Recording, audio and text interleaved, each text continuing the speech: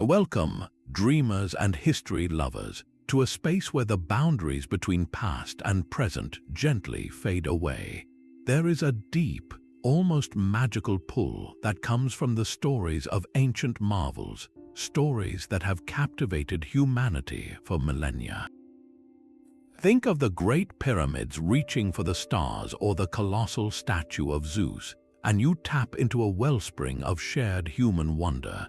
These weren't just structures, they were declarations of what people could achieve, testaments to imagination and ambition that still echo through time.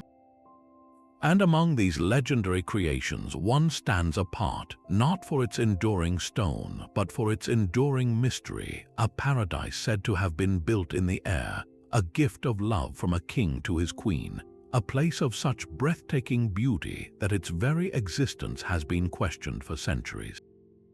This is the powerful allure we're exploring together tonight. We are about to embark on a very special journey, one that bridges the gap between historical fascination and peaceful rest.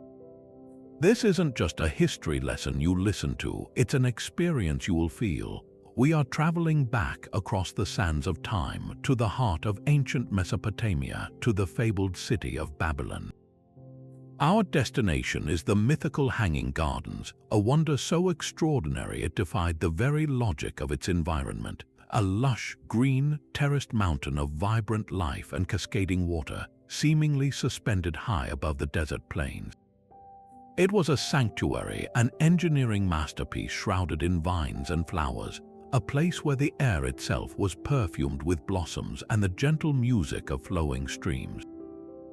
To even picture it is to engage in an act of beautiful speculation, to step into a world of legend. So find a comfortable position, let the tensions of your day begin to soften and drift away. Close your eyes and allow your mind to open. Let the noise of the modern world grow quiet as we prepare to wander together through these legendary terraces. We will stroll along shaded, verdant paths, feel the cool mist from ingenious waterworks on our skin, and lose ourselves in the profound tranquility of this ancient oasis. This is more than a story, it's an invitation to rest, to explore, and to dream within one of history's greatest and most enchanting mysteries. Let your breathing slow, and let your imagination begin to rise step by step into the suspended beauty of the Hanging Gardens of Babylon. And it's this very uncertainty that adds such a rich layer of wonder to our journey tonight. Imagine a marvel celebrated for centuries, described in vivid detail by respected historians and travelers, yet leaving behind no physical trace we can point to with absolute certainty. Ancient writers like Strabo painted a picture of a breathtaking structure, a series of rising terraces supported by massive stone arches, creating the illusion of a lush green mountain in the middle of a flat, sun-baked plain. He wrote of mechanical screws, ingenious devices that lifted water from the Euphrates River high up to the very top terraces, allowing streams and waterfalls to cascade down from level to level, nurturing an entire ecosystem suspended in the air. Another writer, Philo of Byzantium, included the gardens on his prestigious list of the world's 7 sites, praising not just their beauty but their advanced engineering, a testament to human ingenuity overcoming the harsh demands of nature. Yet, when archaeologists began excavating the ancient city of Babylon, they found immense walls, the grand processional way, the foundation of the legendary Ishtar Gate, but no clear, undeniable remains of these soaring, watered gardens. This absence has fueled a debate that continues to this very day. Some scholars propose that the gardens were never in Babylon at all, but were built by the Assyrian king Sennacherib for his palace at Nineveh, his own inscriptions describing a sophisticated system of canals and aqueducts bringing water from great distances to create a pleasant, cool garden. Others hold firm to the Babylonian tradition, suggesting that we simply haven't looked in the right place, or that the fragile, perishable nature of a garden, its soil, its roots, its wooden supports meant it vanished without a trace, leaving only the enduring power of its story. So, as we prepare to step into this world, we are not walking onto a documented archaeological site. We are entering a space crafted from historical whispers and human longing. We are answering a call that has echoed for over 2,000 years, a call to envision something so beautiful, so seemingly impossible, that its reality was almost secondary to the idea it represented. This is the magic of the hanging gardens. They exist most powerfully not in brick and mortar, but in our collective imagination. They symbolize humanity's eternal desire to create paradise on earth, to shape our environment into a place of beauty and peace, no matter the odds. This ambiguity is not a weakness in our story, but its greatest strength. It frees us from the constraints of a single, fixed reality and invites us to co-create, to let our minds wander through the possibilities, building the gardens anew with every telling. We are not just recalling history tonight. We are participating in a timeless legend, adding our own inner vision to a mystery that has captivated dreamers for centuries. Take this moment to settle even deeper into your comfort, letting your body feel fully supported by the surface beneath you. Notice the points of contact, your head resting gently, your back against the mattress, your arms and legs feeling heavy and relaxed. This physical comfort is the first step, the foundation upon which we build our inner sanctuary. It is from this place of safety and stillness that we can truly journey outward into the realms of history and imagination. Now bring your awareness to your breath. There's no need to force it or change it. Simply notice the natural rhythm of your inhales and exhales. With each breath in, imagine drawing in a sense of calm curiosity. With each breath out, picture releasing any lingering thoughts about your day, any mental lists or worries, letting them dissolve into the air around you. We are clearing a space within your mind, a quiet, receptive chamber ready to be filled with the sights and sounds of an ancient world.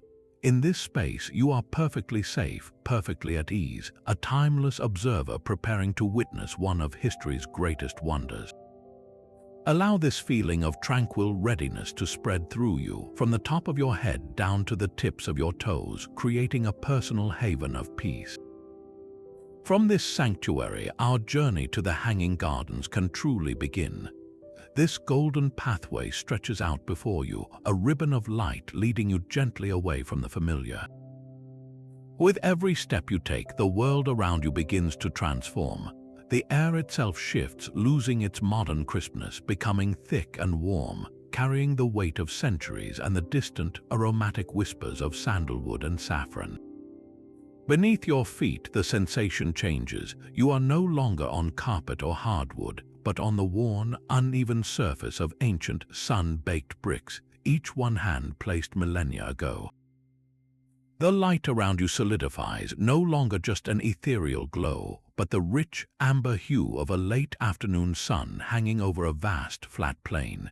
You can hear the faint, almost imperceptible sounds of a bustling city in the far distance, the low hum of life, the echo of a market, the distant bleating of sheep.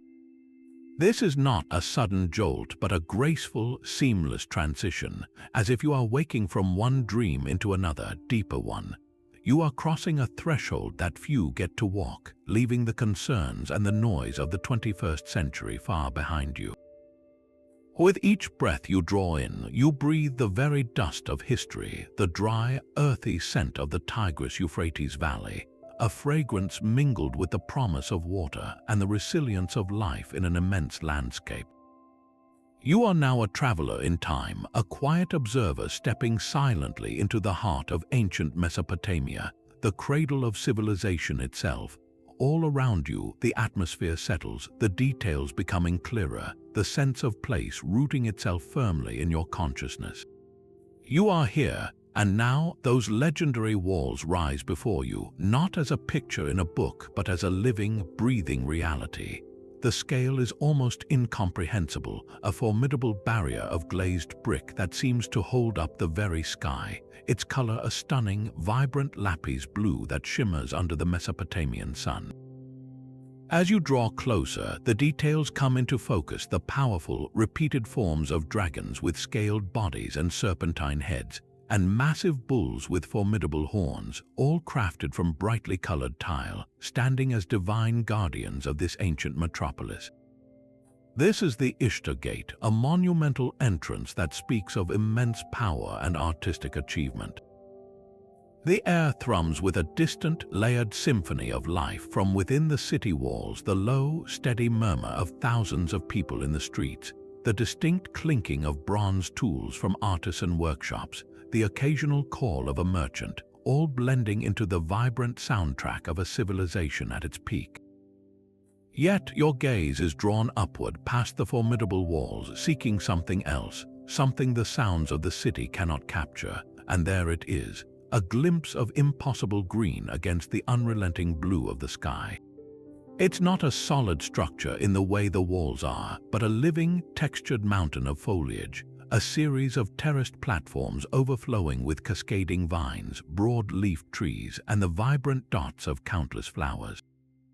It appears to float, a lush paradise suspended between the earth and the heavens, a stark and breathtaking contrast to the sun-baked plains that stretch to the horizon. This visual confirmation, this first sight of the gardens, sends a wave of awe through you. The stories were true. The grandeur of the city walls, impressive as they are, now feel like a mere frame for the true masterpiece that lies within. You feel a pull, a magnetic anticipation guiding your steps forward, away from the bustling gate and toward the cool, shaded base of this verdant wonder. The warmth of the sun on your skin is replaced by a new sensation, a cool, gentle mist that carries on the air, the first tangible breath of the gardens themselves, inviting you closer. Standing here at the very base, the true scale of this wonder begins to truly dawn on you. And it's not just in the lush greenery above, but in the very ground beneath your feet. Look up, tracing the lines of the structure with your eyes.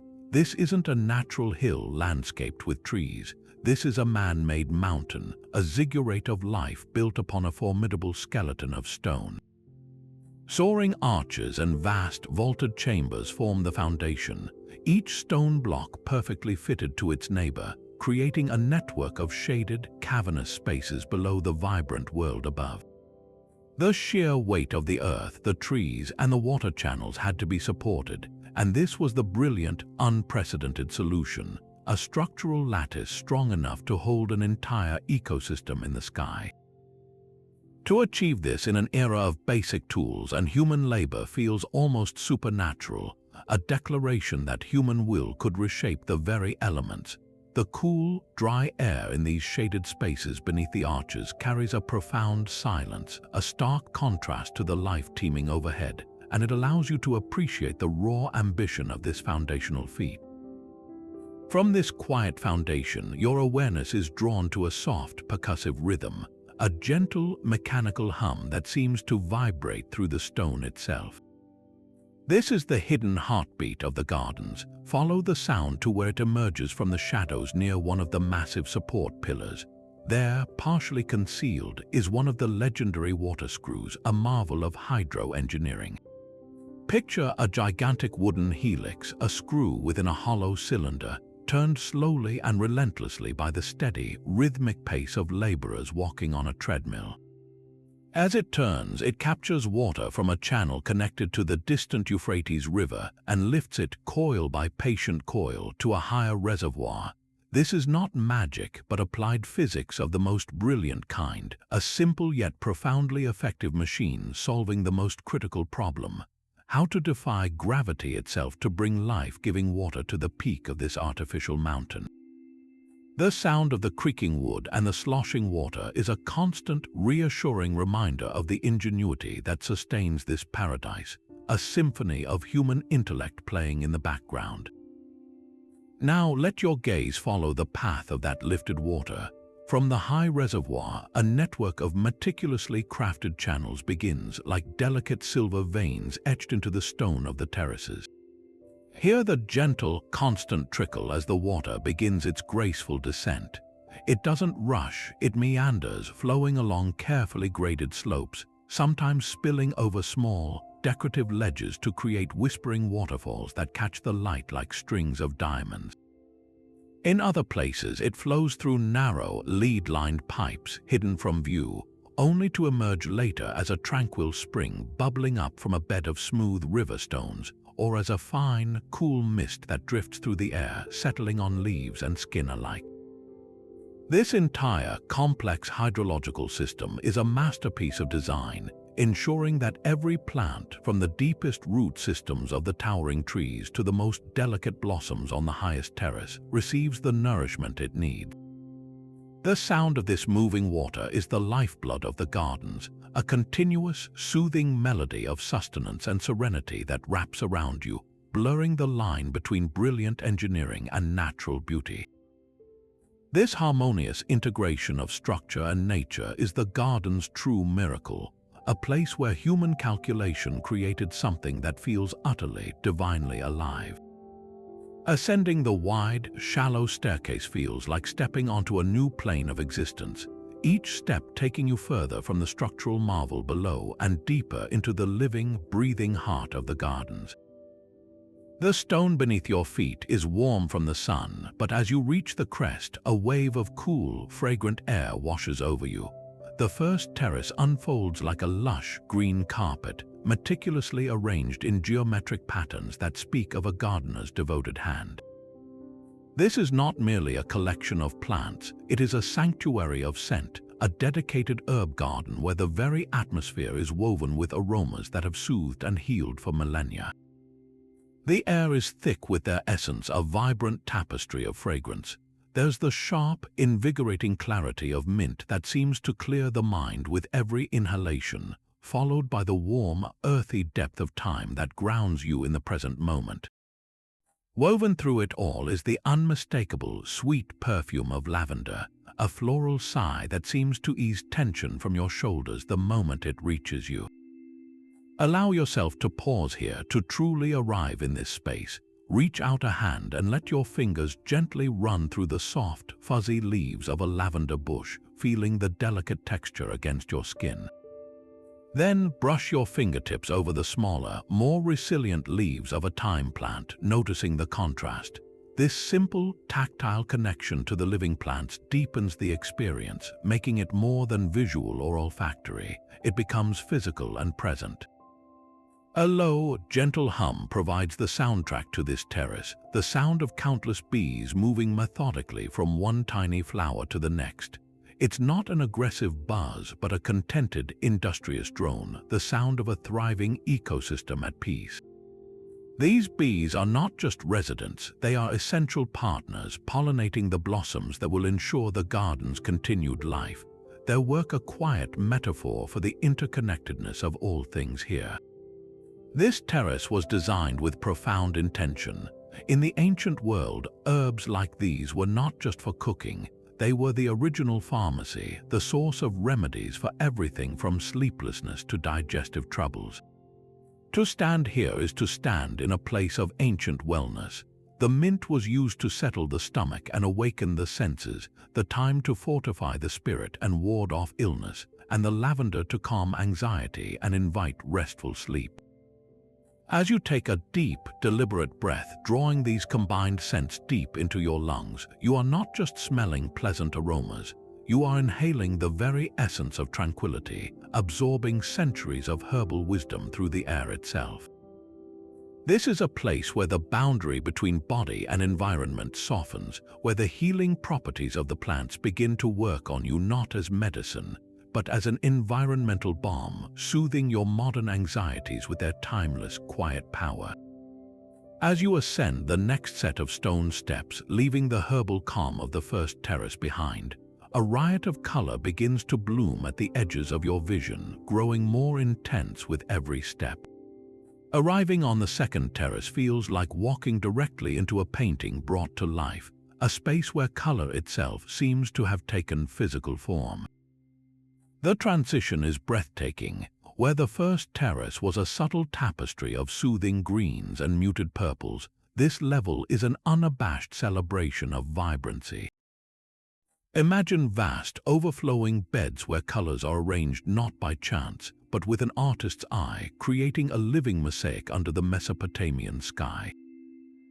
There are bold, fiery red poppies with petals like crumpled silk, their dark centers like tiny, watchful eyes. Beside them, brilliant blue cornflowers form a cool, serene carpet, a piece of the fallen sky nestled among the greenery. These are punctuated by the cheerful, sun-bright faces of yellow marigolds and the elegant, pristine white lilies that stand tall and graceful, their trumpets offering a pure, clean fragrance to the mix. The sheer intensity of the hues is almost overwhelming. They don't just sit in the sunlight, they seem to absorb it and radiate it back, creating a glow that feels both natural and magical. This vibrancy is more than mere decoration. In the context of ancient Babylon, these flowers were deeply symbolic. The red poppy was associated with both fertility and the sleep of the gods, a beautiful duality of life and rest. The blue cornflower was often linked to hope and devotion, while the marigold, with its persistent, sunny demeanor, symbolized passion and creativity. The white lily has long been an emblem of purity and renewal.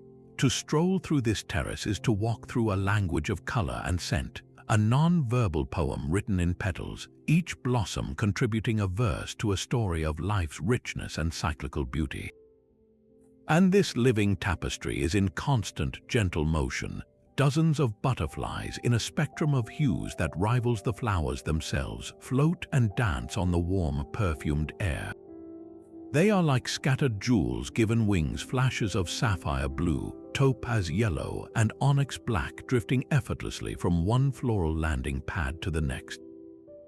Their delicate, unhurried flight adds a layer of silent, graceful choreography to the scene, a ballet of nature that is both mesmerizing and deeply calming. The air itself has a tangible weight here, thick and heavy with a sweet, intoxicating perfume. It's not a single, identifiable scent, but a complex bouquet where the honeyed sweetness of the lilies mingles with the spicier undertones of the marigolds and the faint, earthy fragrance of the poppies. This floral perfume wraps around you, a fragrant blanket that soothes the senses and lulls the mind into a state of peaceful observation. Just ahead, partially shaded by the broad leaves of a young date palm, you notice a low, smooth stone bench, its surface worn comfortable by time and the elements. It seems to invite you, offering a perfect vantage point from which to absorb the full symphony of this place. As you settle onto its cool, solid surface, you can feel the slight, residual warmth of the sun stored in the stone. From here, the entire terrace unfolds before you. Watch as the entire field of flowers responds to a soft, caressing breeze, the blooms swaying in a slow, unified rhythm, a wave of color rolling gently across the garden. The sound is a soft, rustling whisper, the collective voice of 1,000 petals brushing against one another. This is not a place for rushing or analysis, it is a place for pure, sensory immersion. To sit here is to understand why such a garden was considered a wonder. It is a deliberate creation of beauty for beauty's sake, a testament to the human desire to not just survive, but to thrive in an environment of one's own making, to be surrounded by overwhelming, life-affirming splendor. Leaving the vibrant tapestry of flowers behind, you continue your ascent, climbing another set of wide, stone steps. As you rise, the air gradually shifts, the heavy floral perfume giving way to a cleaner, fresher atmosphere. The intense, direct sunlight of the lower terraces begins to soften, filtered and broken by an emerging canopy high above. Stepping onto the third terrace is like entering a majestic, open-air cathedral built not of stone but of living wood. This is the shady grove of fruit trees, a place of profound tranquility and earthy abundance. Towering date palms stretch their slender trunks towards the sky, their feathery fronds whispering secrets in the gentle breeze. Broad, leafy fig trees offer deep pools of shadow beneath their sprawling branches, while pomegranate trees stand with a more compact, sturdy presence, their branches gracefully bowing under the weight of their distinctive crown-topped fruit. The quality of light here is transformed, no longer a bright, uniform glare but a playful, dappled pattern that dances across the ground. The sun struggles to pierce the dense leaf cover, succeeding only in casting a multitude of shifting, golden coins of light onto the packed earth and mossy stones at your feet. This interplay of light and shadow creates a sense of serene mystery, inviting you to wander slowly and observe the details. Above, the canopy is a symphony of greens, from the silvery green of the olive trees to the deep, waxy green of the fig leaves and the vibrant, almost yellow-green of the young date palms. The soundscape has changed too. The cheerful hum of bees is now a distant memory, replaced by the soft, rustling chorus of leaves, a sound like gentle applause, and the occasional melodic call of a hidden bird echoing from the high branches. Your attention is drawn to the trees themselves, not just as sources of shade, but as ancient, living pillars. Move closer to one, perhaps a grand fig tree with its uniquely textured bark, which is not smooth but rough and gnarled, etched with deep fissures and ridges that tell a story of years spent weathering the elements. Place your hand flat against its trunk. Feel the solid, unyielding strength of it, a rugged and textured surface that is cool to the touch even in the warm air. This simple, physical connection is deeply grounding. It reminds you of the enduring, patient nature of trees, their roots delving deep into the terraced earth, anchoring this entire floating ecosystem to the man-made mountain that supports it. This is the bones of the garden, the slow, steady heartbeat beneath the fleeting beauty of the flowers. And then there is the fruit. Look up into the branches and behold the bounty. Clusters of dates hang like burnished amber jewels, so heavy they seem to pull the fronds downward in a graceful arc. The figs are plentiful, their soft, teardrop shapes in hues of deep purple and green, some splitting slightly at the bottom from the sheer sweetness within, promising a taste of pure, concentrated honey. Most striking, perhaps, are the pomegranates, their round, robust forms glowing like ruddy lanterns amidst the dark green leaves. Each one is a masterpiece of natural design, its tough, leathery skin protecting hundreds of glistening, ruby-red arrows inside, a hidden treasure waiting to be discovered. This is not merely decoration, it is a display of life's prolific generosity, a promise of sustenance and sweetness. The air in this shaded grove carries its own unique fragrance, a subtle yet intoxicating blend. It's the clean, earthy scent of damp soil and moss mingled with the faint, sweet perfume of ripening fruit, the honeyed aroma of the figs, the delicate, floral note from the dates, and the subtle, tart fragrance emanating from the pomegranates. This isn't a bold or overpowering scent. It's a quiet, ambient aroma that you lean into, a scent that feels nourishing in its own right. In the context of the ancient world, this grove represented the ultimate luxury and security. These trees were not just symbols of abundance, they were literal larders in the sky, providing precious vitamins, sugars, and sustenance. To stand here is to understand the gardens as a fully functioning, self-renewing source of life, a place where beauty and utility were seamlessly woven together. This shaded, fruitful haven offers a different kind of peace, not the excited wonder of the flower terrace, but a deep, satisfying calm that comes from being surrounded by silent, growing, giving life. Rising from the quiet dignity of the fruit tree grove, a new sound begins to weave itself into the tapestry of the garden, a sound that grows from a distant whisper into a resonant, pulsing heart. It is the deep, rhythmic cadence of falling water, a constant, low thunder that seems to vibrate not just through the air, but through the very stone beneath your feet, calling you forward. Your path now leads you upward once more, drawn by this auditory beacon toward the very core of the garden's life and magic. As you approach the central axis of the structure, the layered canopy of trees begins to part, revealing an opening flooded with brilliant, unfiltered light. And there it comes into full view, the magnificent central waterfall, the sovereign of this suspended realm. This is no mere decorative trickle. It is the triumphant culmination of all the hidden engineering, the grand public spectacle of the water's journey. From the highest, almost mythical terrace, a powerful, seamless curtain of water plunges downward, cascading over a sculpted stone ledge adorned with carefully placed, moss-covered rocks that break its flow into 1,000 individual streams and rivulets. It tumbles from one broad terrace to the next, a living, moving staircase of liquid light, each level offering the waterfall a new platform from which to leap and dance before continuing its graceful, thunderous descent to the pools below. The sight is hypnotic, a perpetual motion of fluid energy that is both powerful and profoundly peaceful. The play of light upon this moving canvas is utterly mesmerizing. The bright Mesopotamian sun strikes the endless curtain of water, illuminating countless shimmering droplets that flash like a billion scattered diamonds in midair. And within this glittering spray, miniature rainbows spontaneously form, ethereal arcs of color that materialize for a few magical seconds before dissolving back into the mist, only for new ones to instantly take their place. It's a continuous, silent fireworks display of nature's own making, a celebration of light and water that feels both fleeting and eternal. Step closer now toward the stone balustrade that keeps you safe while allowing the experience to envelop you.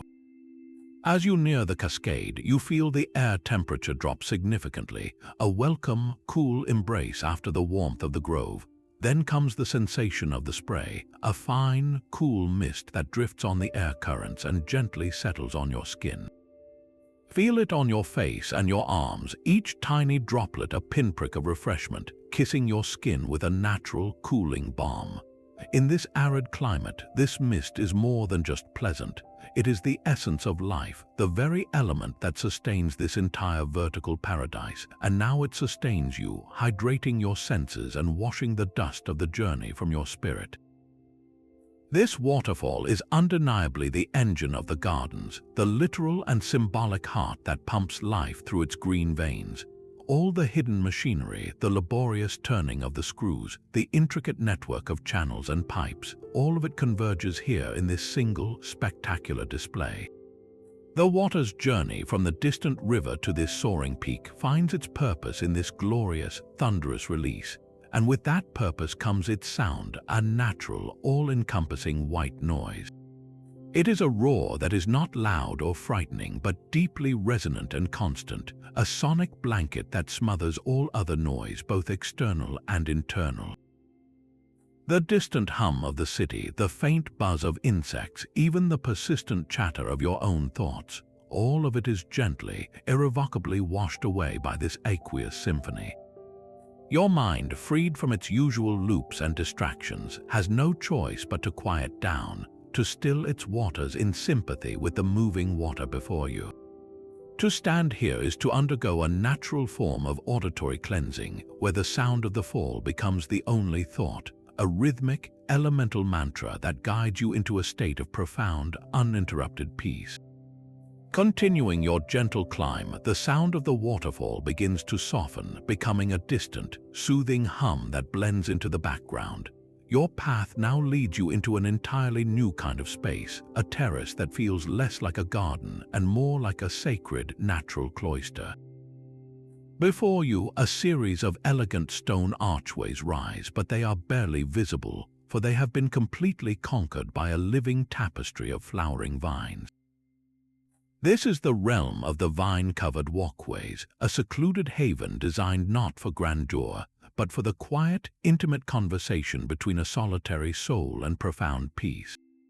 Wisteria and jasmine have woven themselves into a dense canopy overhead, their woody stems twisting together over generations to form a continuous, fragrant ceiling. The wisteria hangs in magnificent, cascading clusters of lavender and soft purple, each grape-like bunch of blossoms swaying gently in the barely perceptible breeze, releasing a sweet, almost grape-like fragrance into the air. Intertwined with it is the starry white jasmine, its smaller, delicate flowers offering a richer, more intoxicating scent that seems to anchor the entire atmosphere with its heady perfume. Together, they create a living mosaic of color and scent, a floral architecture that feels both wild and meticulously arranged by nature's own hand. As you step into the first of these verdant tunnels, the quality of the world shifts instantly. The bright, open sky vanishes, replaced by this dappled, green-filtered light. Sunbeams struggle through the thick foliage, no longer casting sharp shadows but painting the stone path beneath your feet with shifting, luminous patterns of gold and emerald. The air is noticeably cooler here, trapped and shaded by the dense botanical roof, and it carries the concentrated essence of the two blossoms, a profoundly calming aroma that feels like a balm for the mind. This is a light that encourages introspection, soft and diffuse, allowing your eyes to relax and your gaze to turn inward. Walking forward, you feel the delicate tips of the hanging vines brush gently against your shoulders and arms. It is not an intrusive touch, but a whisper-soft caress, a fleeting connection with the living boundary of this secluded path. With each step, the leaves and blossoms part for you and then close again behind you, as if the garden itself is acknowledging your passage and ensuring your privacy. The further you venture into this network of fragrant corridors, the more the outside world seems to fade away. The distant sounds of the city are now completely inaudible, and even the mighty waterfall is a muted, rhythmic whisper. The only sounds here are the soft rustle of leaves as you pass, the faint, high hum of a contented bee somewhere deep within the blossoms, and the quiet rhythm of your own breathing. This sensory simplicity is the walkway's greatest gift. It strips away distraction, creating a bubble of tranquility where your own thoughts can rise to the surface without competition. This terrace was designed with a profound understanding of the human spirit's need for sanctuary. In the bustling, often overwhelming ancient city, a space like this would have been a precious refuge. It is a place that doesn't demand awe or analysis, but simply offers its serene beauty as a companion for reflection. The arched structure gives a gentle direction to your journey, guiding you forward without urgency, while the enveloping vines provide a sense of protective embrace. You are not just walking through a garden, you are moving through a meditation. There are no grand vistas to observe here, no spectacular feats of engineering on display, only the elegant simplicity of a path, the beauty of flowers, and the profound peace of being truly, wonderfully alone with your thoughts, surrounded by a beauty that asks for nothing in return but your presence. Your path through the scented archway gently curves, and as it straightens, a new, profound stillness opens before you. Nestled in a small, sheltered alcove, surrounded by soft ferns and feathery papyrus plants, lies a perfect, oval-shaped reflecting pool. Its surface is an unbroken sheet of liquid glass, so impossibly still that it holds a flawless duplicate of the world above. The vast, cloud-dappled blue of the Mesopotamian sky is captured perfectly within its borders, and the deep, rich greens of the overhanging foliage frame this captured piece of heaven, creating a serene, self-contained universe in miniature.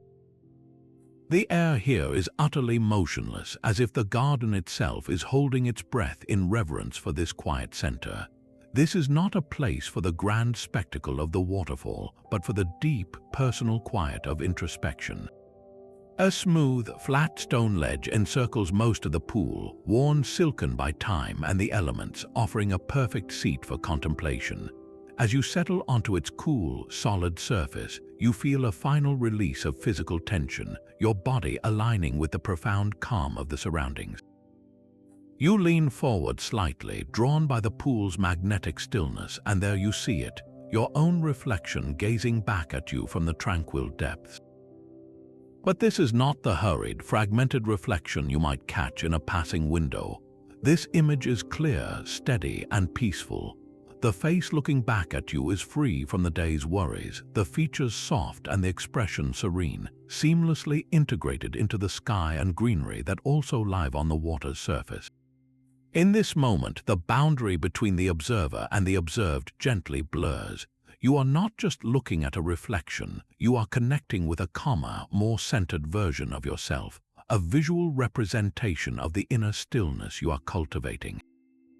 Beside your foot, a few small, smooth pebbles rest as if placed there for this very purpose. You reach down and select one, feeling its cool, rounded weight in your palm. This simple, natural object becomes a tool for a powerful metaphor. With a soft, deliberate motion, you extend your hand and drop the pebble into the very center of the pool. It breaks the surface with a quiet, resonant plink that seems to hang in the silent air.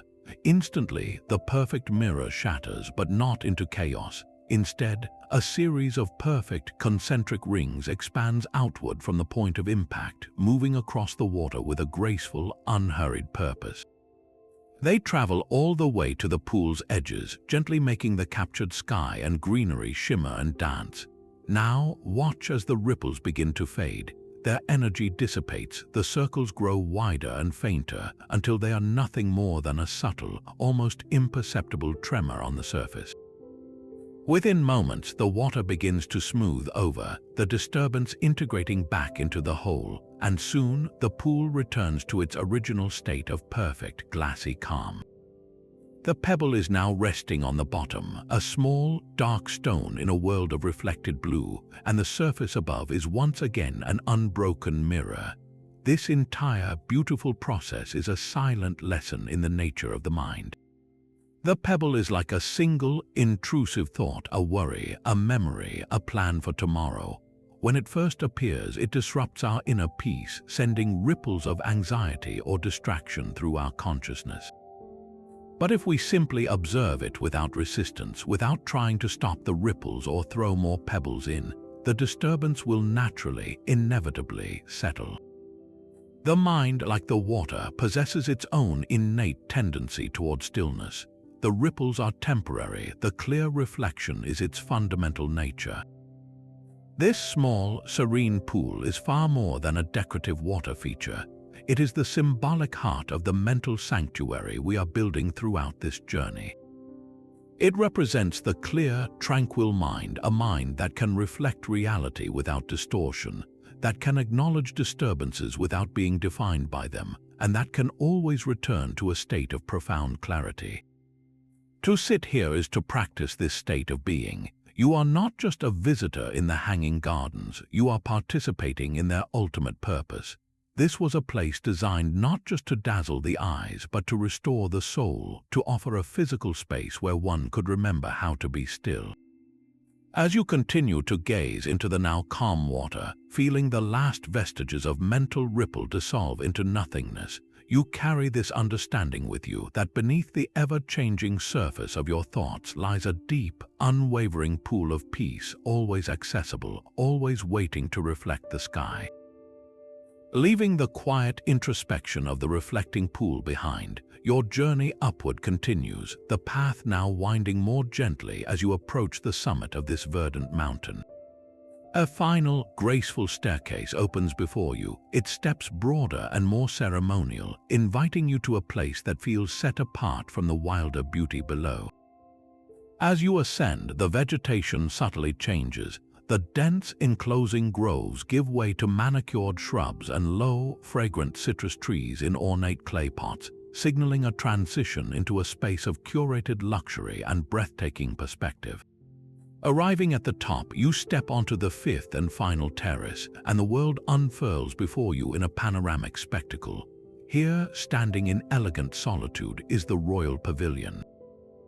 This is not an enclosed palace, but an open-air sanctuary designed for pure, unadulterated appreciation. Slender marble columns, cool and smooth to the touch, support a lightweight roof of dark, fragrant cedar wood, offering just enough shade while never obstructing the view. The floor is a mosaic of polished stone tiles in intricate geometric patterns, and scattered across it are the ultimate expressions of comfort and opulence, thick, hand-woven carpets so soft they feel like walking on a cloud, and piles of silk cushions in deep, jewel-toned colors of sapphire, emerald, and ruby. These cushions invite you to sink into them, to recline and stay a while, to fully inhabit this moment of regal tranquility.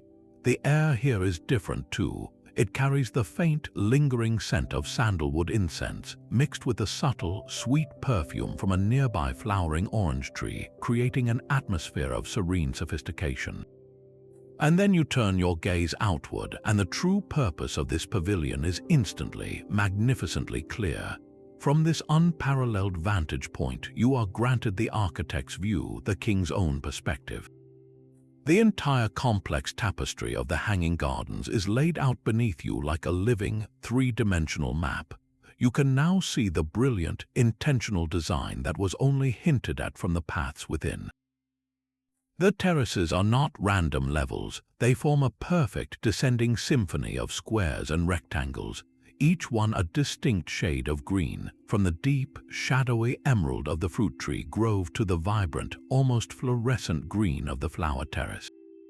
The glistening silver lines of the water channels are visibly etched into this green canvas, tracing a deliberate, intelligent path from the central waterfall down through each level, a testament to the hydrological genius that makes this entire ecosystem possible. You can see the dark, sheltered archways at the base, the sun-drenched floral explosions, the shaded walks, and the glittering central cascade, all connected, all part of a single, cohesive vision of paradise engineered from the desert floor. Beyond the lush, precipitous edges of the gardens, the sprawling city of Babylon stretches out to the horizon, a breathtaking contrast of human ambition. The immense blue-glazed walls you passed through earlier now look like a detailed model from this height. You can trace the straight lines of the grand processional way, a dusty red ribbon cutting through the city, and see the distant, glimmering complex of the main temple, Etemenanke, its massive form reaching for the heavens. The bustling life of the metropolis is reduced to a soft, ambient hum, a distant reminder of the world from which this garden offers the ultimate refuge. To stand here is to understand the sheer, breathtaking scale of the vision. This was not a small, private grove. It was a monumental declaration, a man-made mountain of life built to demonstrate that human will and intellect could transform the very essence of a landscape. It was a statement that beauty and order could be imposed upon the wild, creating a sanctuary that stood in glorious defiance of the surrounding plains. This pavilion offers more than just a spectacular view. It provides a profound moment of synthesis. Every step of your journey, from the cool shade of the herb garden to the thunder of the waterfall and the quiet of the reflecting pool, now coalesces into a single, comprehensible whole. You can see how each terrace served a unique purpose, creating a layered experience of scent, sight, sound, and solitude. You understand how the engineering was not separate from the beauty but was its very foundation, allowing this complex world to function in perfect harmony. This is the culminating reward for your ascent, the chance to see not just the parts but the glorious, interconnected entirety of the wonder. To sit here on these silken cushions, gazing out over this achievement, is to share, if only for a moment, in the perspective of its creators, to appreciate the boundless ambition and profound love that could conceive of such a place and then, against all odds, bring it into being. From this serene vantage point, with the panorama of the gardens and the city spread before you like a gift, it feels natural to let the mind wander beyond the stone and foliage to the very human heart that might have beat at the center of it all. The legend that has clung to these gardens for over 2 millennia is not one of conquest or divine ego, but a story of profound personal love. It is said that this entire suspended paradise was a gift, a desperate and magnificent act of devotion from one of the most powerful rulers of the ancient world, King Nebuchadnezzar II of Babylon, to his queen, Ambience. Imagine her not as a distant, stone-faced statue, but as a young woman far from home. Ambience was a princess of the Medes from the lush, green, mountainous highlands of what is now modern-day Iran. She was used to a landscape where cool breezes rustled through dense forests, where snow-capped peaks touched the clouds, and where clear streams cascaded down rocky slopes. Her marriage to Nebuchadnezzar was a political alliance, a treaty sealed not with just a document, but with a life. She was brought to Babylon, a city of unparalleled grandeur, yes, but a city built on a flat, sun-scorched plain under an immense, relentless sky. The air was dry and carried the dust of the desert, not the damp, earthy scent of pine needles. The horizons were long and unbroken by the comforting shoulders of mountains. For all its wealth and power, Babylon must have felt to her like a beautiful, gilded cage. And so the story goes that the king watched his beloved queen grow pale and melancholy, her spirit withering from a deep, aching nostalgia for the verdant landscapes of her youth. She longed for the sight of layered green vistas and the sound of tumbling water over stone. It was this longing, this homesickness visible in her eyes, that sparked one of history's most romantic and ambitious endeavors. Nebuchadnezzar, the mighty warrior king who had conquered nations, decided to conquer nature itself for her. He would not bring her back to the mountains, he would bring the mountains to her. He commanded that a replica of her lost homeland be constructed, here, in the heart of his stone and brick metropolis, a green, terraced mountain, an artificial highland cooled by cascading water and overflowing with the very trees and flowers that whispered of home. Now picture her on the very terrace where you now rest. She is not a queen surveying her domain, but a woman whose heart is healing. She walks these shaded paths, her fingers brushing the same herbs, her eyes drinking in the same explosions of floral color. She stands before the thunderous central waterfall, feeling its cool mist on her skin, and for a moment the sound drowns out the silence of her longing. She finds a secluded bench in the fruit tree grove, the dappled light reminding her of the forest canopy she knew as a child. In the vine-covered walkways, enveloped by the sweet scent of jasmine and wisteria, she finds a privacy where she can simply be, not a political symbol, but a person reconnecting with a part of her soul she thought was lost forever. This garden was more than a luxurious amenity. It was a message written in soil, water, and living green. It was the king saying, "I see you, I hear you. Your sorrow is my command, and your joy is my empire's greatest treasure." This layer of human emotion transforms the hanging gardens from a mere marvel of engineering into a timeless symbol. It speaks to the power of love to inspire the impossible, to move mountains, or in this case, to build them from nothing.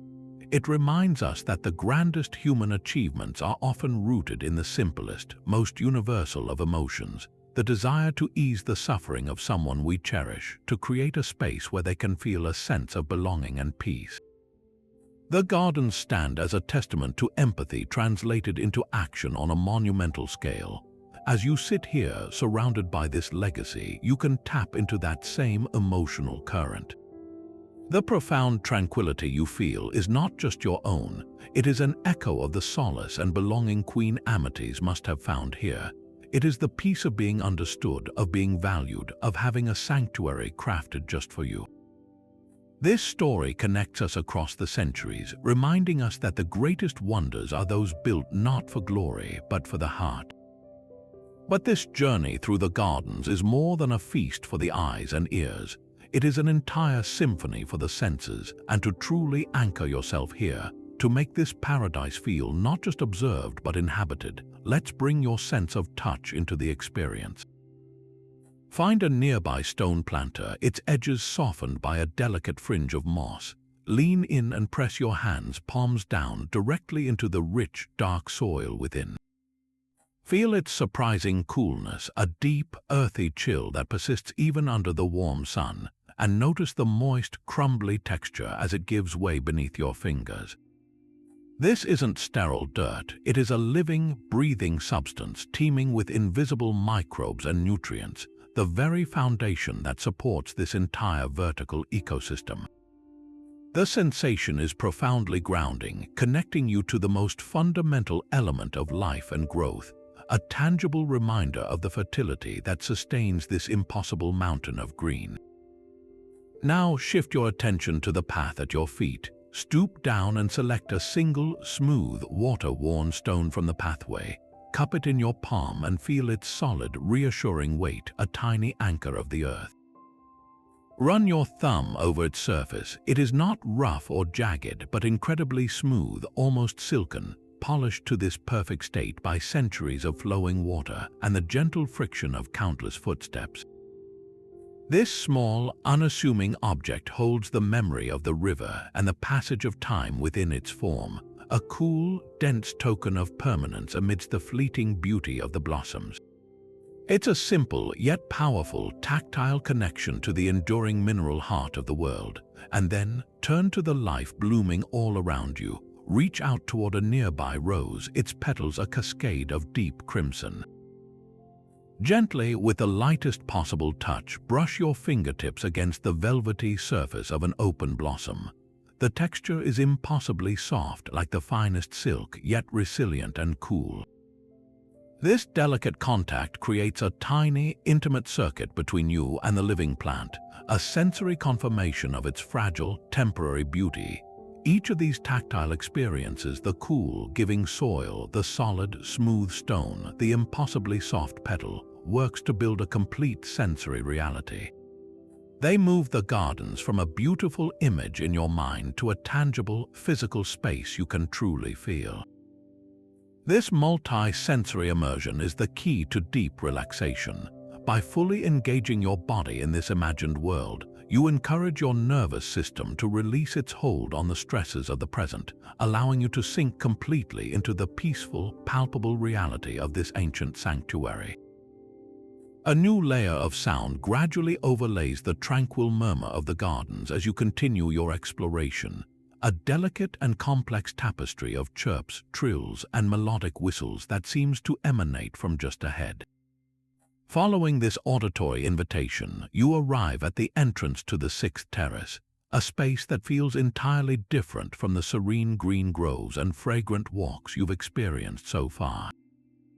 Before you stands a grand, open-air aviary, its boundaries defined not by solid walls, but by a fine, almost invisible mesh of golden bronze wire, allowing the structure to breathe and feel entirely integrated with the rest of the gardens.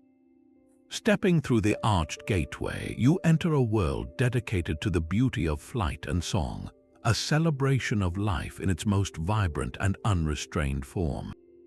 The first impression is an overwhelming, joyful assault on the senses, a living kaleidoscope in constant, graceful motion. The air itself seems to be woven from color. A flash of emerald green darts past your shoulder as a small parrot disappears into the foliage. A pair of sapphire blue songbirds, no larger than your thumb, perch on a nearby branch, their feathers like polished lapis lazuli. From a flowering bush, a bird with brilliant crimson plumage and a long, elegant tail takes flight, a streak of living fire against the deep green leaves. These are not the muted tones of the local sparrows. These are exotic treasures, birds gathered from the farthest corners of the known world, from the dense jungles of the Indus Valley to the lush forests of the African coast, each one a testament to the global reach and immense curiosity of the Babylonian Empire. Their presence here is a statement of power, yes, but also of a deep appreciation for the planet's boundless creativity. And then there is the music. Close your eyes for just a moment and simply listen. This is not a chaotic cacophony, but a layered, intricate symphony. A high, clear whistling melody from one corner of the aviary is answered by a series of soft, bubbling chirps from another. A deeper, resonant cooing provides a steady bass rhythm, while the rapid, metallic trill of a tiny finch adds a sparkling counterpoint. Each species contributes its own unique voice to this spontaneous, ever-changing composition. Scientists today understand that bird song is one of the most complex forms of animal communication, used to mark territory, attract mates, and signal danger. But to the human ear standing here in this moment, it transcends biology. It becomes a pure expression of existence, a soundscape of unburdened joy that effortlessly lifts the spirit and invites a smile. This chorus is the very sound of vitality, a reminder that life, in all its forms, has a fundamental desire to sing. As you wander along the central path, your attention is drawn to a small, sun-dappled clearing where the vegetation opens up. There, standing with an air of serene majesty, is a peacock, its long, iridescent tail feathers trailing behind it like a royal train. For a moment, it simply watches you, its small, brilliant blue head tilted in curiosity. Then, as if responding to some silent, internal cue, it begins a slow, deliberate ritual. The massive train of feathers lifts, trembling slightly, and then unfolds in a breathtaking, circular fan that seems to capture and refract every particle of light. This is not merely a display of feathers, it is a living mosaic, a shield of 1,000 brilliant, jewel-like ice pots, each one a perfect concentric circle of shimmering blue, gold, and green. The peacock slowly turns, allowing the light to play across the surface, the feathers rustling with a soft, whispering sound. This spectacle is one of nature's most famous performances, a dance of courtship and display, but to witness it here in this context feels like something more. It feels like a deliberate offering of beauty, a moment of pure, unadulterated artistry created not by human hands, but by the inexorable push of evolution itself. The peacock is not creating for an audience, it is simply being its most magnificent self, and in doing so, it embodies the entire philosophy of the Hanging Gardens. This place was built to showcase beauty in its myriad forms, the beauty of engineered water, of cultivated flowers, of shaded groves, and now of wild, untamable life. The peacock, in its glorious, temporary exhibition, is the perfect emblem of this purpose. It asks for nothing but appreciation, reminding you that wonder does not need a practical function. Its very existence is its own profound justification. The energy of this terrace is uniquely dynamic. Unlike the profound stillness of the reflecting pool or the introspective shade of the vine walkways, the aviary thrums with a gentle, lively pulse. Birds are constantly in motion, flitting from branch to branch in swift, precise arcs, hopping along the ground in search of seeds and insects, or engaging in playful aerial chases that trace intricate patterns against the sky. This constant, graceful movement creates an atmosphere that is both exhilarating and deeply peaceful. There is no aggression or fear here, only the busy, contented activity of creatures living in a protected paradise. This vitality is infectious. It doesn't stir you to action, but instead fills you with a quiet, resonant happiness, a sense that you're witnessing a world in perfect, humming balance. It is the final, essential layer in the garden's complex ecosystem, the element of unpredictable, animated life that completes the picture. To stand here, surrounded by the flash of color and the symphony of song, is to understand that this man-made mountain was not just a static monument, but a living, breathing, and singing organism, a testament to the glorious, noisy, and beautiful diversity of life on Earth. The final ascent carries you beyond even the royal pavilion, up a narrow, spiraling staircase carved into the very pinnacle of the structure, a path that feels both ancient and deeply personal. As you take the last step, the world opens up in a way that steals the breath from your lungs. You have arrived at the ultimate summit, a small, circular observation platform that is the highest point in all of Babylon, the crowning jewel of this verdant mountain. There are no more terraces above you, no more structures to climb. Here, there is only the sky and an unobstructed 360-degree panorama that is the reward for your entire journey. The first thing that strikes you is the sheer, staggering scale of the city laid out like a living map at your feet. Your gaze sweeps across the entirety of Babylon, a sprawling metropolis of human ambition etched into the plains of Mesopotamia. From this unparalleled height, the city's legendary design reveals itself with perfect clarity.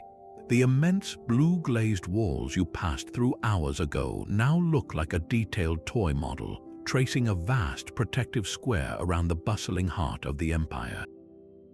You can clearly follow the path of the Grand Processional Way, a straight, dusty crimson line cutting through the city, leading from the Ishtar Gate directly to the towering ziggurat of Etemenanke, the foundation of heaven and earth, whose massive, stepped form seems to challenge the very sky. The countless buildings, homes, and temples are reduced to a textured mosaic of tan, ochre, and baked clay, their flat roofs creating a geometric pattern that stretches to the horizon. And winding through the very center of it all, a vital, shimmering artery of life, is the mighty Euphrates River. From this vantage, it doesn't look like a powerful current, but like a graceful, liquid silver ribbon, lazily meandering through the city before continuing its eternal journey into the vast, hazy expanse of the desert beyond. The sight of that water puts the entire achievement of the gardens into a new, even more brilliant perspective. Every drop that feeds this floating paradise was lifted from that distant, glinting ribbon, a testament to an engineering vision that could harness a river to create a mountain. As you stand in silent reverence, the day itself begins its grand finale. The sun, a great molten orb of gold, starts its descent toward the western horizon. The quality of the light shifts dramatically, softening from the bright, clear scrutiny of afternoon into the warm, forgiving glow of evening. The sky, once a pale, vast blue, becomes a celestial canvas for a spectacular display. The first hints of color appear as soft brushstrokes of peach and lavender near the horizon, which then deepen and intensify with every passing moment. Soon, the entire western firmament is aflame with brilliant bands of orange, deep rose, and vibrant magenta, while overhead, the fading azure is streaked with delicate veins of purple and gold. This magnificent light transforms the world below. The city of Babylon is bathed in the warm, honeyed tones of the sunset, its clay bricks glowing as if lit from within. The Euphrates River no longer looks silver, but like a flowing stream of liquid fire, reflecting the brilliant colors of the sky. And most breathtaking of all are the gardens themselves, spread out beneath you in all their multi-tiered glory. The sunset illuminates the terraces from the side, highlighting every contour and level. The lush greenery is now a tapestry woven with threads of emerald, olive, and jade, while the flowering terraces flash with intensified golds, reds, and purples in the oblique light. The entire structure looks less like a building and more like a natural formation of incredible beauty, a cascade of color and life dripping down its sides, each level clearly defined and yet part of a harmonious descending whole. You lean against the cool stone balustrade, the solidity of it grounding you as you take in this overwhelming spectacle. The air at this height has changed as well. The warmth of the day has dissipated, replaced by a crisp, cool evening breeze that carries the complex, settling scents of the gardens upward. The damp earth from the watered soil, the faint, lingering perfume of night-blooming flowers just beginning to open, and the clean, dry scent of the desert beyond the walls. You take a deep, deliberate breath, filling your lungs with this unique, rarefied air, and as you exhale, you feel a profound and complex emotion settle within you. It is more than just relaxation. It is a deep, resonant sense of awe, not only at the breathtaking beauty before you, but at the sheer human achievement it represents. You feel a connection to the countless laborers who moved these stones, the engineers who designed the water screws, the gardeners who tended these plants, and the visionary king who commanded it all into being for a single human reason. Your own journey through the gardens, from the shaded base to this glorious summit, mirrors the ascent of this entire wonder, and standing here now feels like a quiet, personal accomplishment, a moment of perfect arrival and understanding. As the last sliver of the sun disappears below the horizon, the fiery colors in the sky begin to cool into deeper shades of violet and indigo, and the first bravest stars prick the darkening canopy above. The transition from day to night feels like a gentle, natural blessing on this place. The world below begins to quiet, the distant sounds of the city softening into a low, nocturnal hum, while the gardens themselves seem to exhale, settling into their own evening rhythm. This summit offers the ultimate perspective, allowing you to hold both the magnificent, human-made grandeur of Babylon and the intimate, cultivated beauty of the gardens in a single, unified vision. It is a moment of perfect synthesis, where the immense scale of the achievement and the profound peace it was designed to foster exist in perfect, breathtaking balance. To stand here is to witness the culmination of one of history's greatest dreams, a dream made real in stone, soil, and living green, all laid out before you under the vast, embracing sky. With the final rays of sunlight fading from the sky, a new kind of magic begins to weave its way through the terraces, a quiet transformation as the gardens shed their daytime brilliance for the soft mysteries of the evening. The vibrant, almost aggressive colors of the day, the fiery red poppies, the brilliant blue cornflowers, now retreat, their hues deepening and cooling into muted shades of indigo, lavender, and a soft, dusty silver. It's as if a master artist has passed a translucent, blue-tinted veil over the entire landscape, softening every edge and muting every shout of color into a gentle whisper. What was once a spectacle of vivid life under the sun becomes a dreamscape, a place of subtle impressions and deepening shadows, where the air itself feels thicker and more still, waiting for the night to fully claim its domain. As the darkness gently thickens, a new source of illumination begins to awaken, a response to the fading light that feels both practical and deeply ceremonial. One by one, small terracotta oil lamps are lit by unseen attendants, nestled in niches along the stone pathways or hanging from delicate bronze hooks on the arches of the vine-covered walkways. Their light is not the harsh, uniform glare of modernity, but a warm, living, flickering gold. Each flame dances and trembles in the slightest breath of wind, casting a restless, animated light that plays across the surfaces around it. Watch how these points of fire make the broad leaves of the fig trees gleam for a moment, their surfaces looking wet and alive, and then plunge them back into soft shadow. See how the light flickers across the surface of the reflecting pool, no longer a perfect mirror but a dark canvas upon which golden sparks seem to float and shimmer.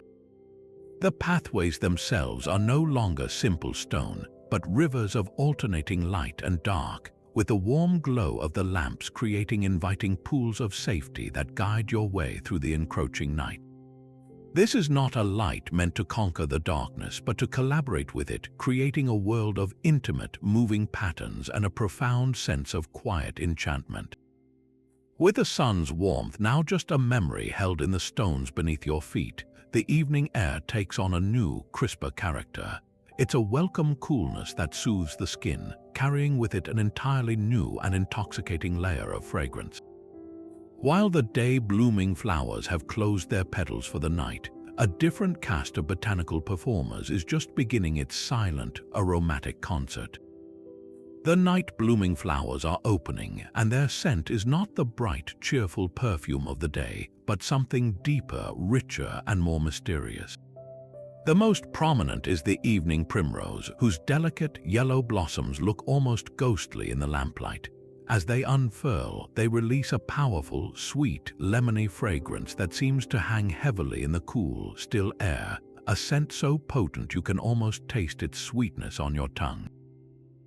This is joined by the haunting, almost narcotic perfume of night-blooming jasmine, a cousin to the daytime variety, but with a far more intense and sultry aroma that weaves through the walkways, seeming to beckon you further into the shadows. This sensory shift marks a fundamental change in the garden's purpose. The energetic, bustling vitality of the day, the humming bees, the flitting butterflies, the vibrant displays meant to dazzle the eye has now retired.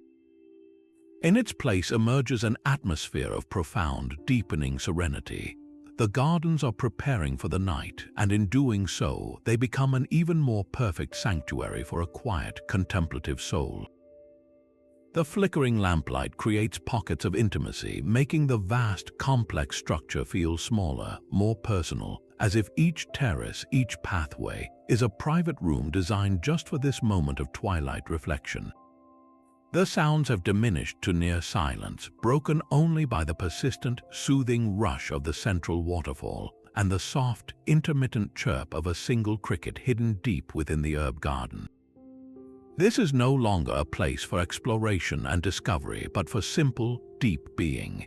It is a world settling into its own essence, a perfectly peaceful realm inviting you to slow your breath, quiet your mind, and simply exist within its gentle, nocturnal embrace, a living lullaby woven from fading light, whispering fragrance, and the soft, welcoming arms of the coming night.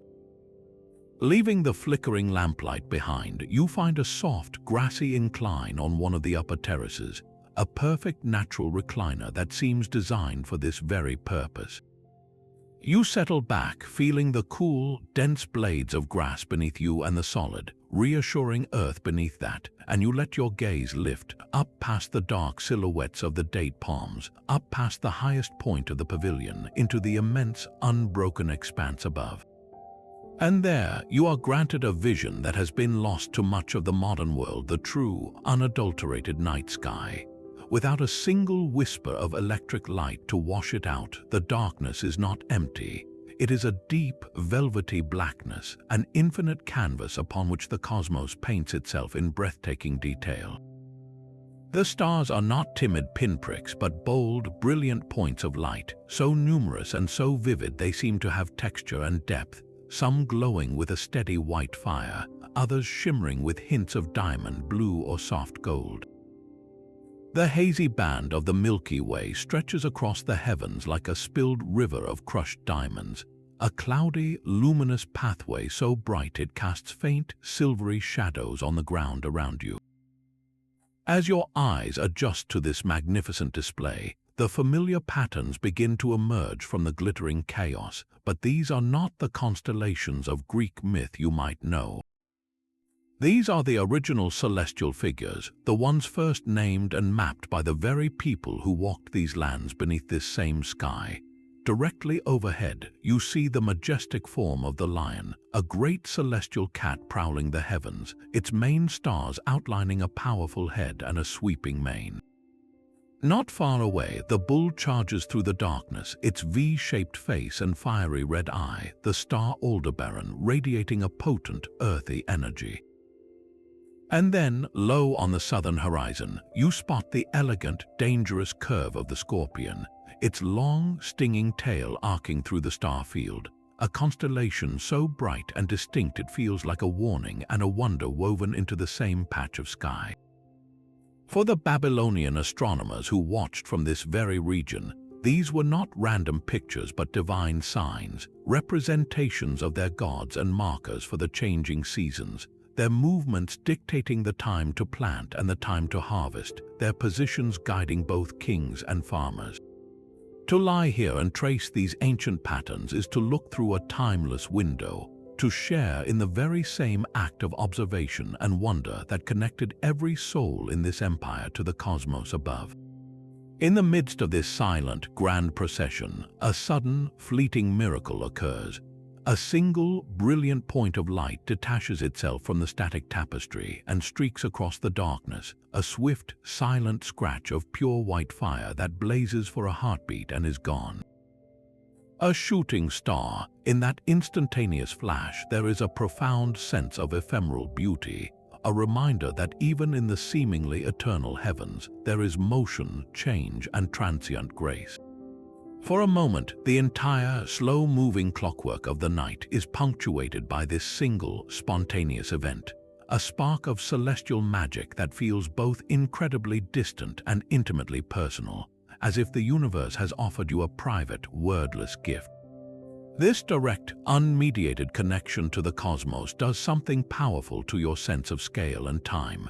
Gazing up at this infinite display, the hanging gardens, for all their human grandeur, feel both magnificent and humblingly small. They are a breathtaking achievement, yes, but they are a temporary wonder built upon a single world orbiting a single star, which is itself just one of the countless points of light you now see above you. This realization is not diminishing, but deeply peaceful. It places the gardens within a context so vast that all the petty anxieties and fleeting concerns of daily life simply lose their weight and drift away.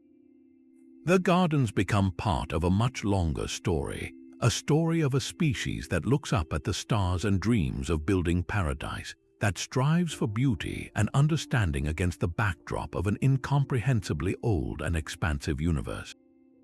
You are lying in a place that has captivated human imagination for over 2 millennia, a legend that has itself journeyed across time and culture like a slow-moving star. And now, in this moment, you are the latest dreamer to be captivated by its spell. And so, you feel your own place in this vastness not as insignificance but as connection. You are a conscious point of awareness on a tiny, beautiful world, looking out into the great mystery, just as the Babylonian stargazers did, just as every human who has ever paused to look up at the night sky has done. The same atoms forged in ancient stellar explosions now form your body and the stones of this garden. The same fundamental laws of physics that guide the planets in their orbits also govern the water screws that feed these terraces. You are not separate from this cosmos. You are a living, breathing part of it, and this garden is a beautiful, temporary expression of that cosmic potential for life and creativity. As you continue to watch the slow, imperceptible turn of the constellations, feeling the cool night air on your skin and the solid earth beneath you, a deep and resonant calm settles into your very bones. You are both a tiny witness and an integral participant in a universe of boundless wonder, resting in a man-made paradise under a heaven of ancient light, held in a perfect, peaceful balance between the intimate and the infinite. Let's bring the profound peace of this sanctuary into the very rhythm of your body, merging your inner landscape with the serene world around you. All of the sensations you've absorbed, the cool mist from the waterfall, the fragrance of night-blooming flowers, the quiet rustle of leaves, can now become anchors for a deeper, more personal tranquility. The gardens have their own gentle pulse, a slow and steady cadence of flowing water, whispering breezes, and the soft flicker of lamplight, and we can synchronize our own breath with this timeless rhythm.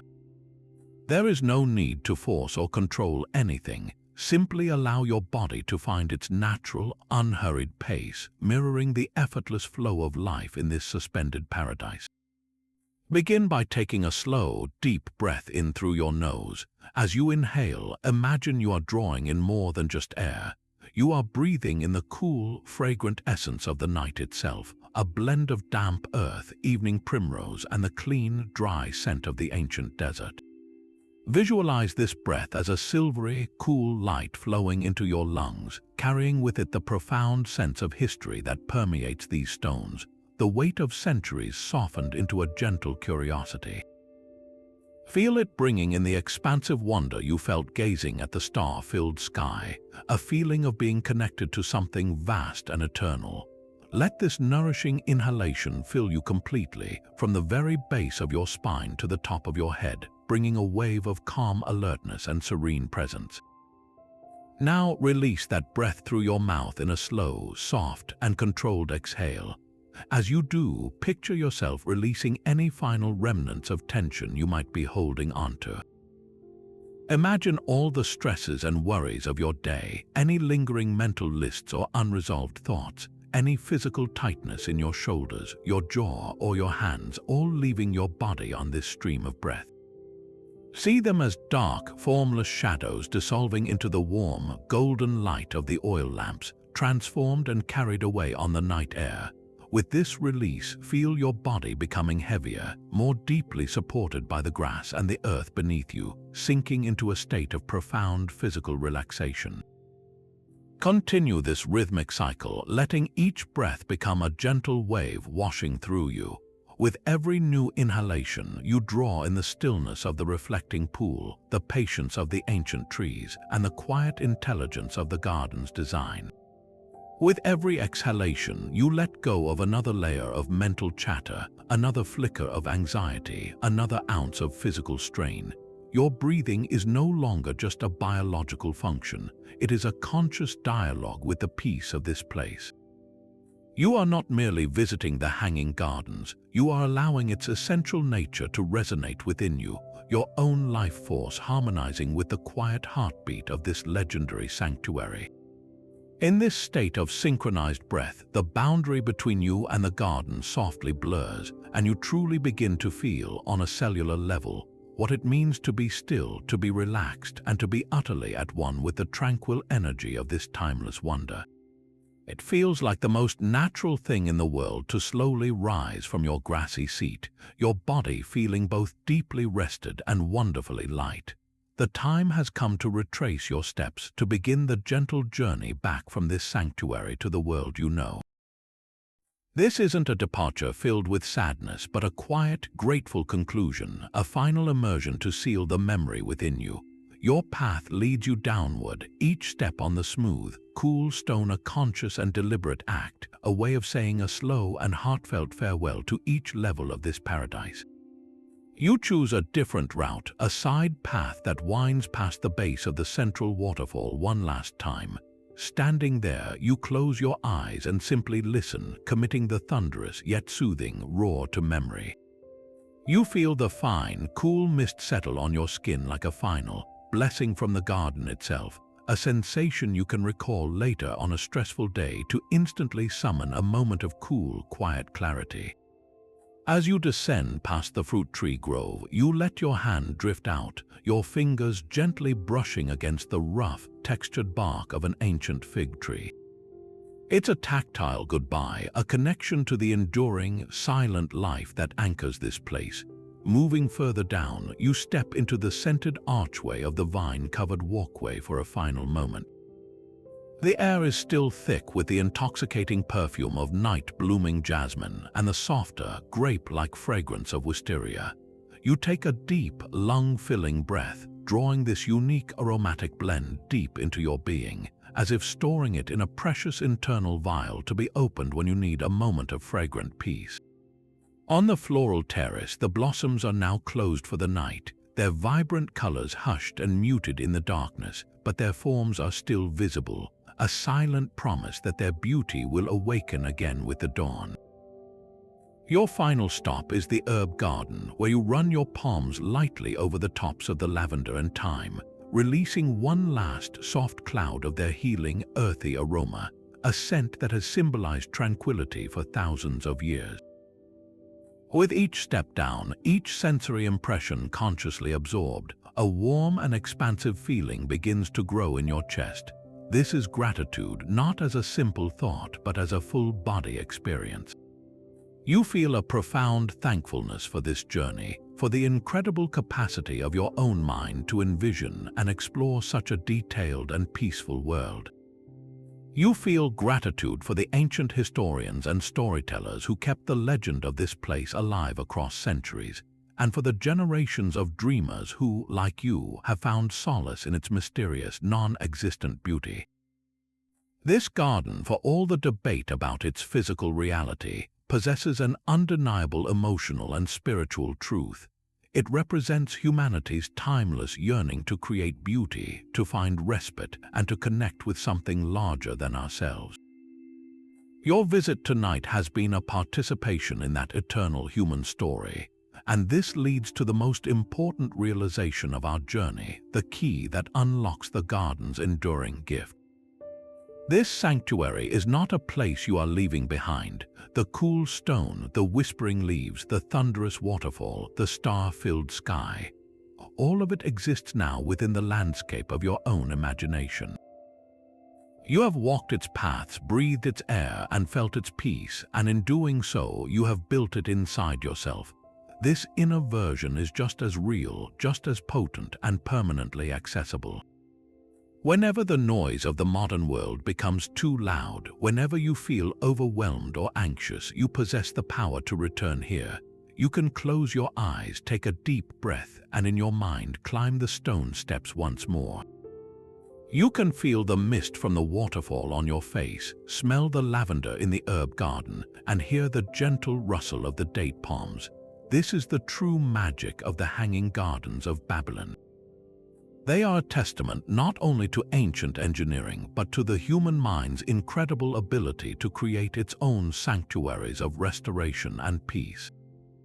As you reach the base of the structure, the air begins to feel different, lighter, less dense with fragrance and history. The magnificent blue walls of the city seem to shimmer, their solid form becoming gradually less distinct, as if viewed through a gently clearing haze. The sounds of the garden, the waterfall, the rustling leaves softly fade, blending into a soft, ambient whisper. you find yourself walking once more on that golden, ethereal path, the ancient bricks beneath your feet transforming back into the familiar sensation of your own home. The warm, dry air of Mesopotamia gradually cools and shifts, becoming the comfortable, contemporary atmosphere of your room. The journey back is as seamless and gentle as the journey there, a smooth and peaceful transition across time and space. You are bringing the garden's essence back with you, carrying its stillness in your heart and its serenity in your breath. You have not lost anything by leaving. You have gained a permanent refuge, a personal sanctuary woven from legend and memory, always waiting for you just behind your closed eyelids, ready to offer its timeless gift of peace whenever you need to return. Your steps slow as you approach the familiar golden glow of the gateway, the same ethereal arch through which you first entered this ancient dream. It stands before you now not as a barrier, but as a gentle threshold between worlds, a portal ready to guide you home. With a deep, centering breath, you move forward, crossing from the warm, incense-laden air of Babylon into the cool, familiar stillness of your own space. The transition is not jarring, but a smooth and gradual blending, like one scene in a film dissolving seamlessly into the next. The vibrant, lapis blue walls of the city and the lush, textured greens of the gardens begin to soften at the edges, their colors losing saturation and their forms becoming less distinct, as if you are watching a vividly detailed painting slowly fade into a soft watercolor memory.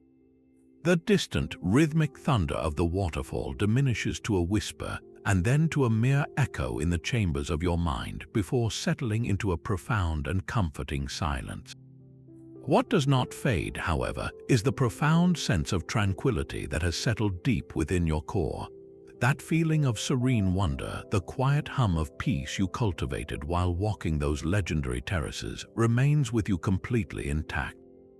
It feels as tangible as a warm, weighted blanket wrapped securely around your soul, a protective layer of calm that you carry with you away from the gardens. This is the true treasure you are bringing back, not just a memory of a place, but the very essence of its restorative power. As you walk back down the path in your mind's eye, the image of Babylon recedes into the distance, but its gift of serenity feels closer than ever, a permanent resident now in the landscape of your heart. And with this internal shift comes a corresponding physical sensation.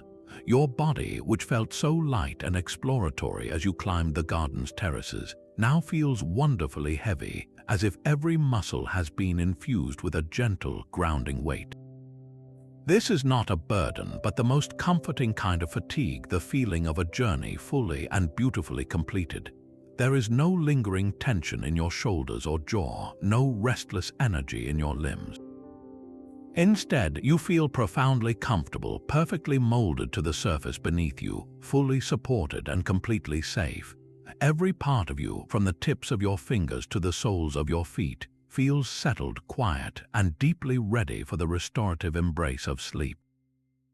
Your mind, once a bustling marketplace of thoughts and to-do lists, is now as still and clear as the reflecting pool under the twilight sky, its surface undisturbed, perfectly prepared to drift into dreams. The journey is complete, but its most important benefit is just beginning as you carry this ancient peace forward into a night of deep and effortless rest.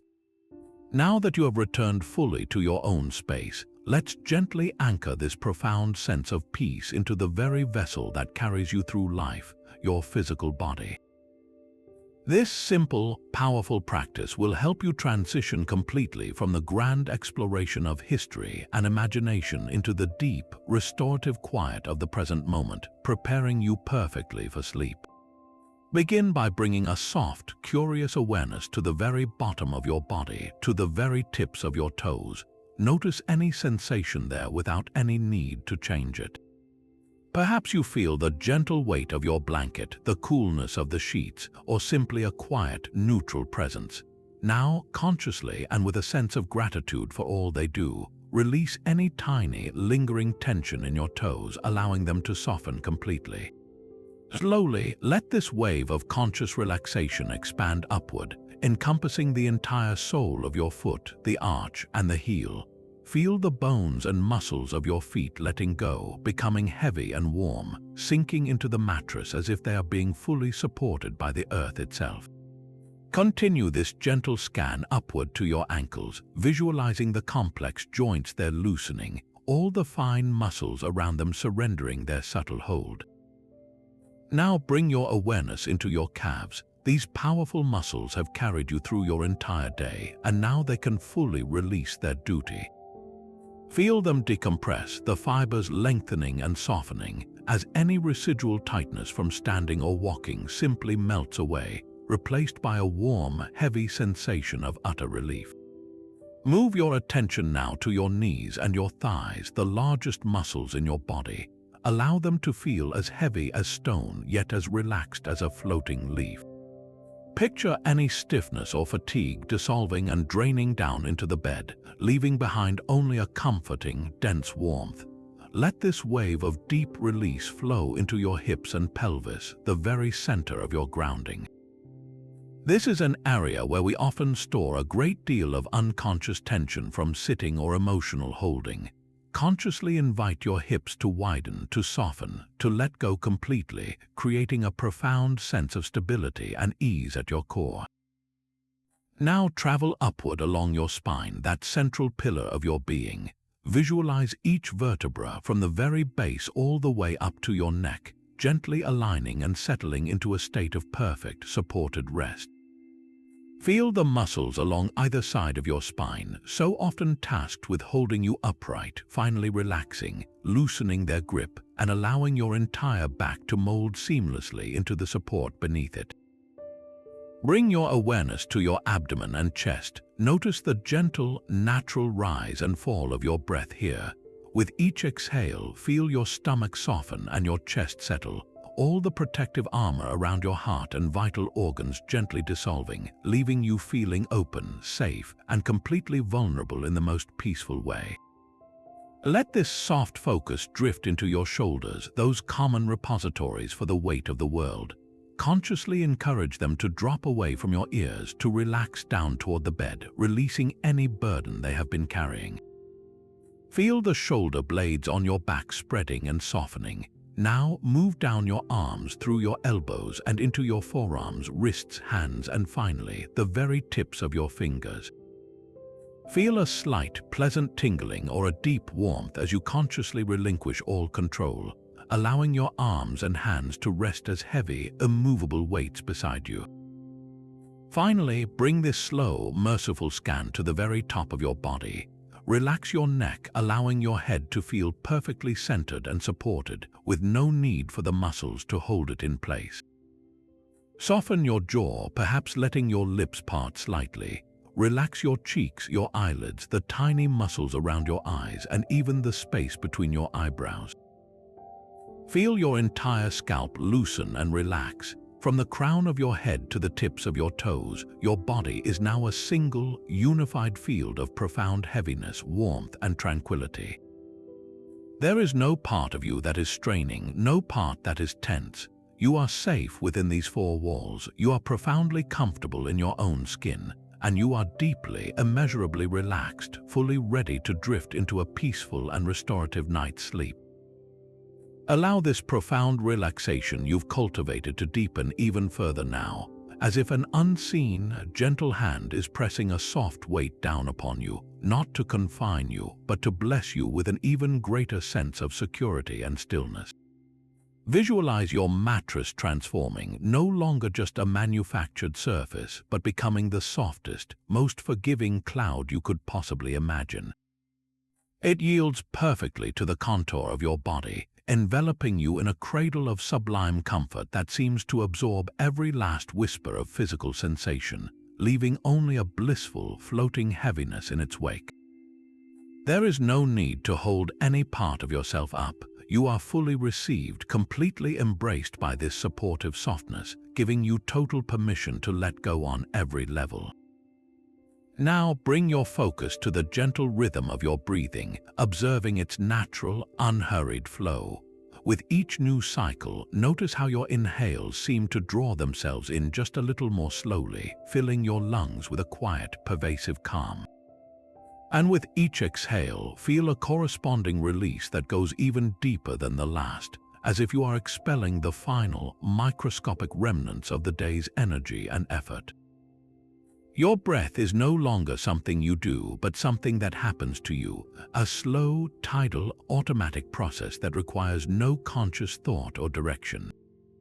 This rhythmic ebb and flow is the most ancient lullaby there is, a biological melody that has been soothing human beings into slumber since the dawn of time, and it is working within you now, guiding your entire system toward a state of dormant peace.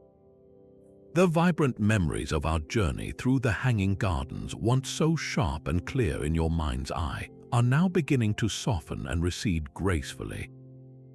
The brilliant blue of the Ishtar Gate, the thunder of the waterfall, the vivid colors of the flower terrace, they are all losing their hard edges, blending together into a beautiful, impressionistic watercolor painting of peace.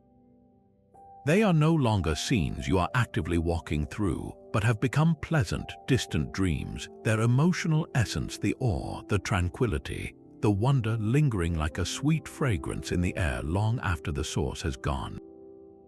Your mind, which was so vividly engaged in building that world, is now quieting, its creative work complete, allowing the images to gently dissolve back into the formless realm of imagination from which they came. In this sacred space, you find yourself hovering on the very threshold of sleep, perfectly poised between wakefulness and dreams. It is a borderland of consciousness that feels both expansive and deeply serene, where thoughts have lost their urgency and your sense of self feels soft and diffused. There is no need to grasp for sleep or to worry about its arrival.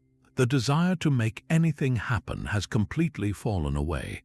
All the effort is gone, the effort to relax, the effort to breathe, the effort to quiet your mind. You have done the beautiful work of the journey, and now all that remains is to simply allow sleep to rise up and meet you as naturally as the tide answers the pull of the moon. It is coming for you now, not as an intruder, but as a welcome and familiar guest, ready to draw you into its warm, dark, restorative embrace for a night of profound and healing rest. Thank you for walking with me through the terraces and shaded pathways of one of history's most enchanting dreams. The gentle sounds of its waterfalls and the fragrance of its night-blooming flowers can remain with you, a quiet echo in your heart long after our journey has ended. Whenever the world feels loud or demanding, you can close your eyes, take a slow breath, and in your mind, find your way back to those stone steps rising into the green. This personal sanctuary, built from legend and memory, is now a part of you, a refuge of calm always available, a place where you can wander, rest, and remember your own capacity for stillness. May the profound tranquility you discovered here linger, softening the edges of your day and paving the way for a night of deep, untroubled rest. Let your sleep be as peaceful as the gardens under the starlit Babylonian sky, filled with quiet dreams and gentle renewal. Good night.